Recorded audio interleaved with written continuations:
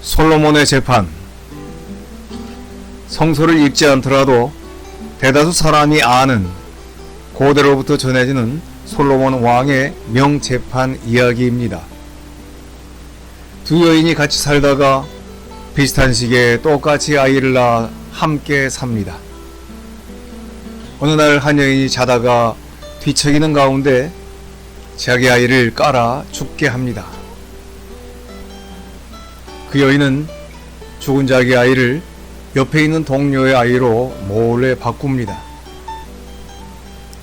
아침이 되어 옆 동료는 자기 옆에 죽은 아이가 있음을 발견하지만 어찌 어미가 자기 아이를 구분하지 못하겠습니까? 몰래 아이를 바꿔치기 한 것을 알아차리지요. 거짓말하는 상대방 여인은 끝까지 거짓말을 굽히지 않습니다. 요즘처럼 유전자 검사가 있다면 아주 간단한 사건이지만 그럴 수 없던 시기인데다 증인까지 없으니 결국 이 둘은 아이를 안고 솔로몬 왕에게 와서 재판을 요청합니다. 지혜로운 솔로몬 왕은 사연을 듣고 명령하지요. 둘 다 자기 아이라고 하니 어쩔 수가 없구나. 그러니 칼 가져와 칼로 공평하게 아이를 반으로 잘라서 두 여인에게 공평하게 나누어 주어라. 여기에서 악인과 의인이 갈라집니다. 속이는 여인은 의연합니다. 예, 어차피 내 것도 될 수 없고 네 것도 될 수 없으니 그냥 갈라서 주세요. 진짜 어머니는 자기 아이가 죽을 생각을 하니 속이 불타올라 견딜 수가 없습니다. 죽이면 안 됩니다. 아이를 그냥 저 여인에게 주세요. 저는 포기하겠습니다. 시작은 아주 어려운 재판이었는데 결과는 유전자 검사보다 더욱 쉽게 판결이 납니다. 누가 봐도 진짜 어머니가 누구인 줄 구분할 수 있게 되었지요. 복잡해 보이던 사건의 결과를 아주 단순하게 만들어 버렸던 솔로몬 왕의 지혜에 정말로 감탄이 나오는 순간입니다. 솔로몬 왕의 재판 이야기는 우선 솔로몬 왕의 지혜가 출중했다는 주제를 담고 있는 듯합니다. 그런데 이야기의 초점을 바꾸어서 생각해 봅니다. 솔로몬 왕의 그런 지혜도 귀하지만 좀 더 깊이 생각해 볼 때 이 이야기의 진정한 핵심은 바로 자식을 향한 어머니의 숭고한 사랑이 아닐까 생각해 봅니다. 아이의 생명을 생각하면 나의 모든 이익, 나의 모든 상황은 그 아무것도 아닙니다.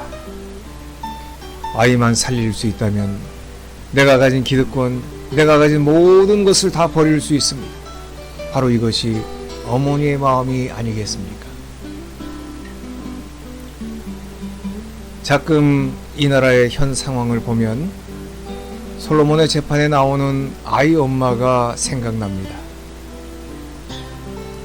나라가 반으로 갈라져 같은 장소에서 다른 집단이 때를 이루어 서로 전쟁하듯 대치하며 서로를 적대시하며 저주합니다. 수많은 사람들이 관광버스를 타고 먼 곳을 달려와 집회에 참석해서 소리를 지릅니다. 물론 버스기사는 좋겠지만 이 얼마나 큰 경제적인 낭비입니까? 이러한 지출이 뭔가 생산성이 있는 의미 있는 것을 생산해야 되는데 여기에 무슨 생산이 있겠습니까? 낭비만 있는 거죠. 이런 모든 일의 책임은 바로 정치인에게 있습니다. 100% 확실하게 제가 말할 수 있습니다. 정치인의 책임입니다. 모두가 다 아는 이야기이죠. 국민은 나라가 하나 되기를 바랍니다. 그런데요, 놀라지 마세요.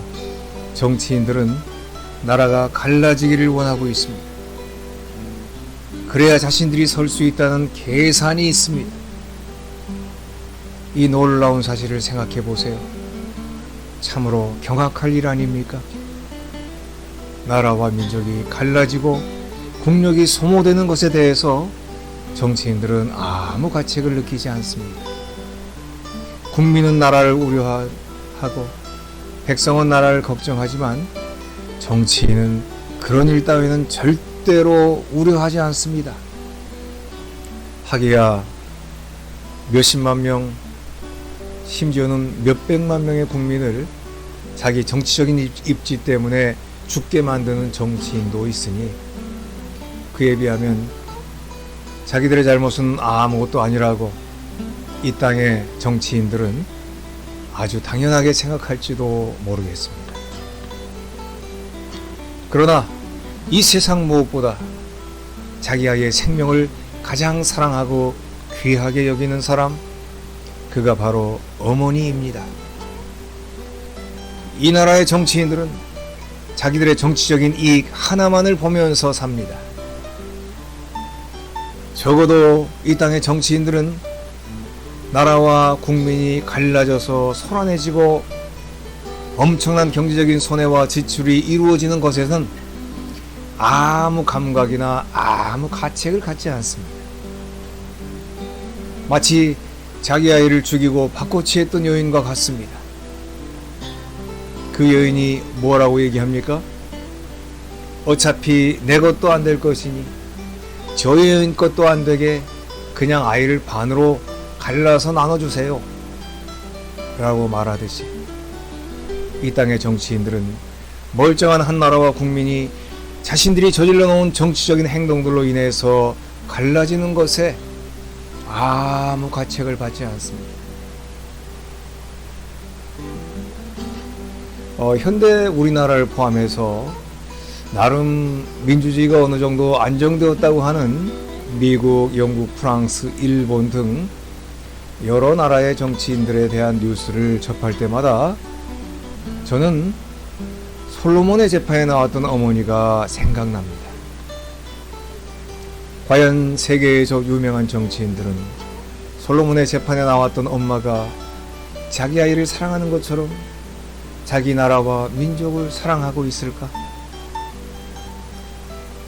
자기의 정치적인 목적을 달성하기 위해서 수십만 명이 죽어야 하는 전쟁을 아무렇지도 않게 일으키는 일이 바로 지금도 21세기에도 아주 쉽게 일어나고 있지 않습니까?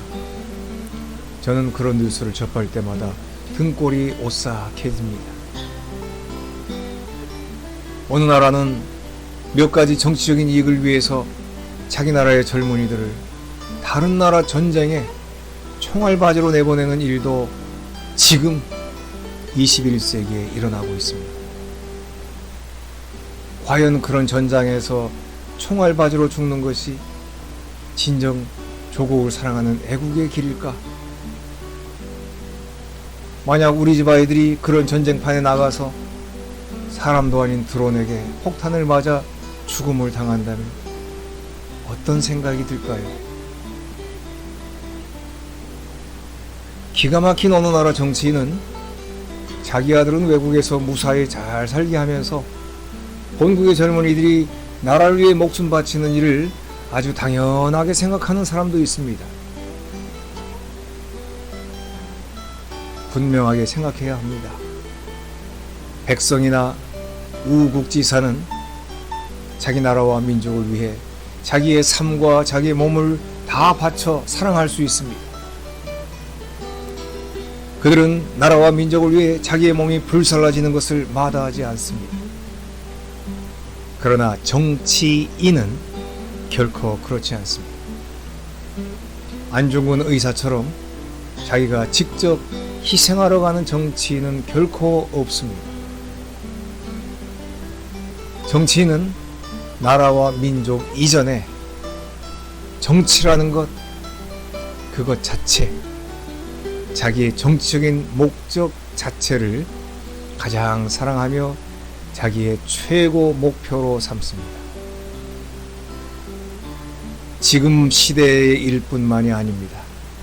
2500여 년 전에 춘추 전국 시대에도 똑같이 이런 일들이 있었습니다. 그때는 정치를 잘한다고 소문이 나면 다른 나라에서 그 정치인을 초청해서 일을 맡기기도 했습니다. 또 내가 있던 나라에서 좋지 않게 쫓겨납니다. 그래가지고 이후 다른 나라의 정치인이 되어서 복수를 하기도 합니다. 어제는 우리나라의 장군이었는데 내일은 우리 적국의 장군이 되어서 우리나라 백성들에게 총칼을 들이대는 경우도 많았습니다. 사마천의 사기에 그런 내용들이 아주 많이 나오죠. 물론 정치인이 되기 전에는 나라와 민족을 생각하고 이 나라, 이 사회를 위해서 희생하고 싶은 마음을 가졌을지도 모릅니다. 그러나 정치인이 되고 나면 나라와 민족 그리고 이 사회보다는 자신이 행하게 되는 정치 그 자체가 제1순위가 됩니다. 그래서 정치인은 결코 나라와 민족과 그 사회를 제대로 사랑하지 못하게 되는 것입니다.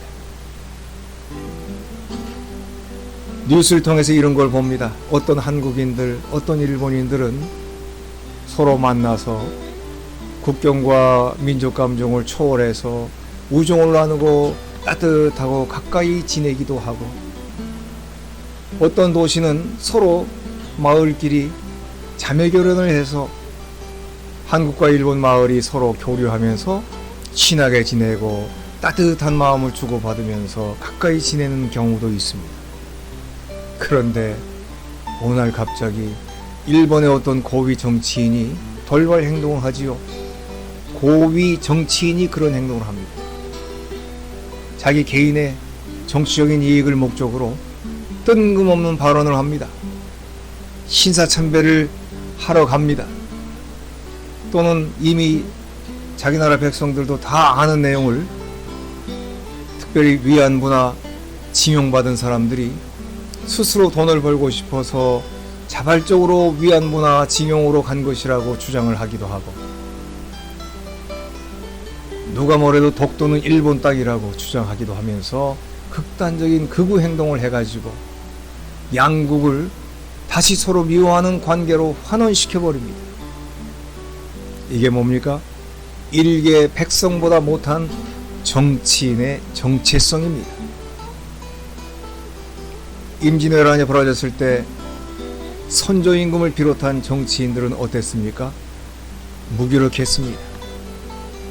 피난 가기 바빴습니다. 나라가 넘어갈 위험에까지 처하게 되었죠. 이때 이순신 장군을 비롯해서 책 읽던 선비, 농사짓던 백성들이 함께 의병이 되어서 자기 몸을 불사르는 희생을 통해 나라 멸망의 위기를 넘기게 되지 않습니까? 나라로부터 월급 한 푼 받지 않던 사람들이 의병이 돼서 공을 세웠습니다. 그런데 이때 무슨 일이 벌어집니까? 왕이나 일부 정치인들에게 이순신 장군 같은 전쟁 영웅을 싫어하게 되는 아주 요상한 마음이 생깁니다. 백성들이 자기보다 이순신을 더 좋아하게 되니까. 아쉽지만 예나 지금이나 이 모습이 바로 정치인의 모습이요, 정치인의 현실의 모습입니다. 이것을 잊으시면 안 됩니다. 저도 이러한 정치공학을 충분히 이해합니다. 그래도 이 땅에 정치인은 있어야 하고 또 정치인이 필요하지 않습니까? 그래서 어차피 선거 때가 되면 상황을 보고 느끼고 그리고 거기에 따라서 투표를 하게 되지요. 그러나 평상시에는 정치인을 존경하거나 정치인에게 큰 기대를 하지는 않습니다.